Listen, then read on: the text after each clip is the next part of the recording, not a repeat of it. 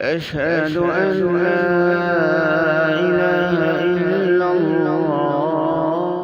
كريم أما بعد فأعوذ بالله من الشيطان الرجيم بسم الله الرحمن الرحيم عن عمرو بن عبسة رضي الله عنه قال قال رجل يا رسول الله ما الإسلام؟ قال أن يسلم لله قلبك وأن يسلم المسلمون من لسانك ويدك. قال فأي الإسلام أفضل؟ قال الإيمان. قال وما الإيمان؟ قال أن تؤمن بالله وملائكته وكتبه ورسله والبعث بعد الموت. قال فأي الإيمان أفضل؟ قال الهجرة. قال وما الهجرة؟ قال أن تهجر السوء. قال فأي الهجرة أفضل؟ قال الجهاد. قال وما الجهاد؟ قال أن تقاتل الكفار إذا لقيتهم. قال فأي الجهاد أفضل؟ قال من عقر جواده وأهري قدمه. قال رسول الله صلى الله عليه وسلم ثم عملان هما أفضل الأعمال إلا من عمل بمثلها حجة مبرورة أو عمرة مبرورة۔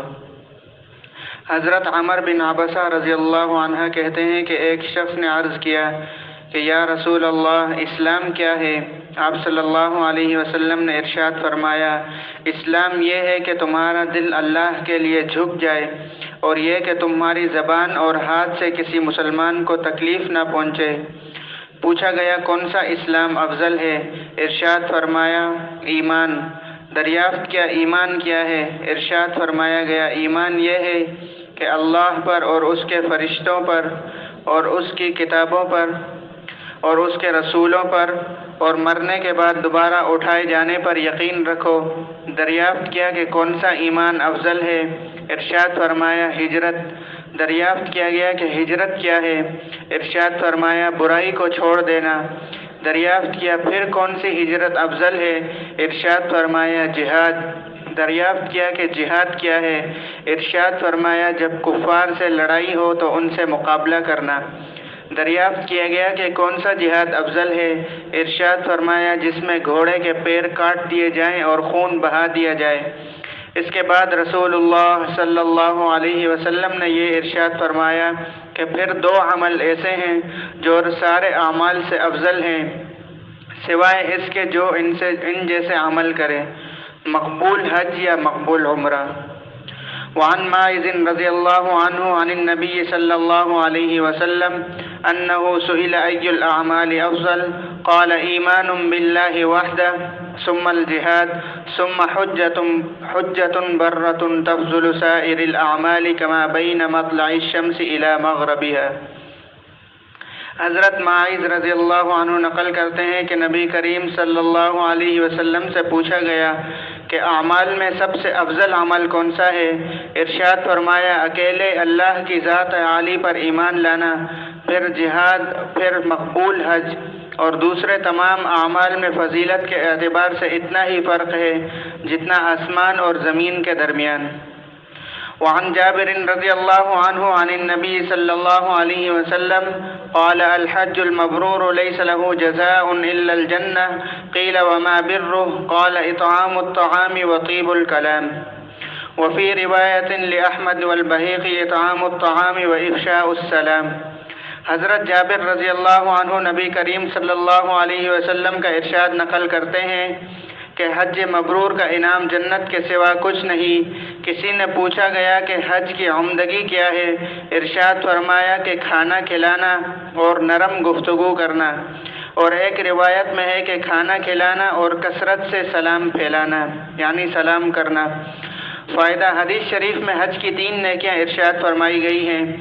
نمبر 1 کھانا کھلانا، ایک قوم والے دوسری قوموں کو اور ایک ملک اور زبان والے دوسرے ملک اور زبان والوں کو کھانے کھلائیں۔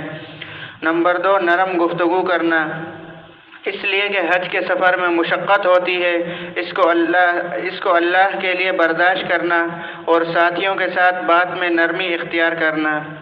نمبر 3 کثرت سے سلام کرنا، خواہ جاننے والے ہوں یا نہ جاننے والے، اسلام کی نسبت پر ہر ایک کو سلام کرنا۔ اور اگر غور کیا جائے تو حج سے مقصود جو مسلمانوں کے اجتماعیت، اتحاد و اتفاق ہے، وہ انہی نیکیوں کے کرنے سے ابھرتا ہے اور باقی رہتا ہے۔ مسلمانوں کی اجتماعیت اسی سے ظاہر ہوتی ہے، اور جب مسلمانوں کے درمیان باہمی اتحاد اور اتفاق ہو تو کوئی باطل قوت نقصان نہیں پہنچا سکتی۔ وعن عبد الله يعني ابن مسعود رضي الله عنه قال قال رسول الله صلى الله عليه وسلم تابعوا بين الحج والعمرة فإنهما ينفيان الفقر والذنوب كما ينفي الكبر خبث الحديد والذهب والفضة وليس للحجة المبرورة ثواب إلا الجنة۔ حضرت عبداللہ ابن مسعود رضی اللہ عنہ سے روایت ہے کہ رسول اللہ صلی اللہ علیہ وسلم نے ارشاد فرمایا کہ پے در پہ حج اور عمرے کرتے رہا کرو، کیونکہ یہ دونوں تنگ دستی اور گناہوں کو اس طرح دور کر دیتے ہیں جیسے لوہا یا سنار کی بھٹی لوہے اور سونے چاندی کے میل کچیل کو دور کر دیتی ہے، اور حج مبرور کی جزا تو جنت کے علاوہ کچھ ہے ہی نہیں۔